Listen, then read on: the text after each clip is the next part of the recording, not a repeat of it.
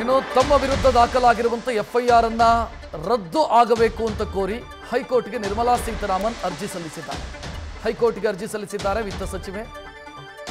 ಇದರ ಜೊತೆಗೆ ಜೆಪಿ ನಡ್ಡಾ ಮತ್ತು ಬಿಜೆಪಿ ನಾಯಕರು ಕೂಡ ಅರ್ಜಿ ಸಲ್ಲಿಸಿದ್ದಾರೆ. ಇವತ್ತೇ ವಿಚಾರಣೆ ನಡೆಸಿ ಅಂತ ಅರ್ಜಿದಾರರು ಮನವಿ ಮಾಡಿದ್ದಾರೆ. ಮಧ್ಯಾಹ್ನ 2:30 ವಿಚಾರಣೆ ನಡೆಯುವಂತ ಸಾಧ್ಯತೆ ಇದೆ. ರಾಜ್ಯ ಬಿಜೆಪಿಯ ಲೀಗಲ್ ಸೆಲ್ ನಾಯಕರ ಪರವಾಗಿ ಅರ್ಜಿ ಸಲ್ಲಿಸಿದೆ. ಎಫ್ಐಆರ್ ಸ್ಕ್ವಾಶ್ ಕೋರಿ ಹೈಕೋರ್ಟ್ ಮೆಟ್ಟಿಲನ್ನ ಹತ್ತಿದ್ದಾರೆ.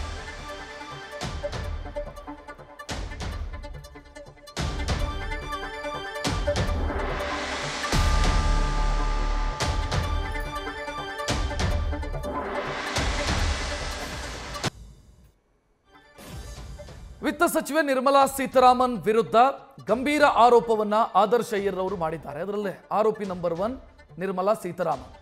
ಎಲೆಕ್ಟ್ರಾಲ್ ಬಾಂಡ್ ಏನಿದೆ ಅದನ್ನ ಬಳಸಿ ಅಥವಾ ಇಡಿ ಸೇರಿ ತನಿಖಾ ಸಂಸ್ಥೆಗಳನ್ನು ಬಳಸಿ ಕಂಪನಿಗಳನ್ನು ಹೆದರಿಸಿ ಸುಲಿಗೆ ಮಾಡಿದ್ದಾರೆ ಅನ್ನೋದು ಆರೋಪದ ಒಟ್ಟು ತಿರುಳು.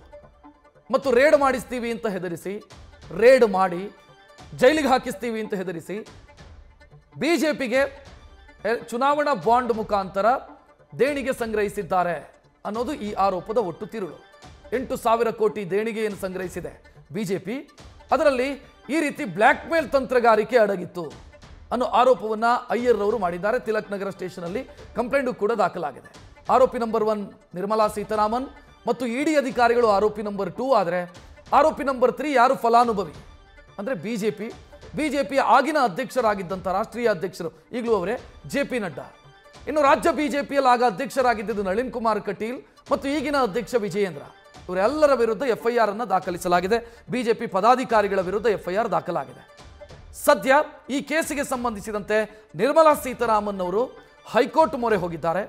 ಅಥವಾ ಬಿಜೆಪಿಯ ಲೀಗಲ್ ಸೆಲ್ಲು ಹೈಕೋರ್ಟ್ ಮೊರೆ ಹೋಗಿ ಎಫ್ಐಆರ್ ಸ್ಕ್ವಾಶ್ ಆಗಬೇಕು ಅಂತ ಕೇಳಿಕೊಡ್ತಾ ಇದ್ದಾರೆ. ಅಂದ್ರೆ ದಾಖಲಾಗಿರುವಂಥ ಎಫ್ಐಆರ್ ರದ್ದಾಗಬೇಕು ಅಂತ ಹೈಕೋರ್ಟ್ ಮೊರೆ ಹೋಗಿದ್ದಾರೆ. ಹೈಕೋರ್ಟ್ ಅಲ್ಲಿ ಇವತ್ತು ಮಧ್ಯಾಹ್ನ 2:30 ಹೊತ್ತಿಗೆ ವಿಚಾರಣೆ ನಡೆಯುವಂತ ಸಾಧ್ಯತೆ ಇದೆ.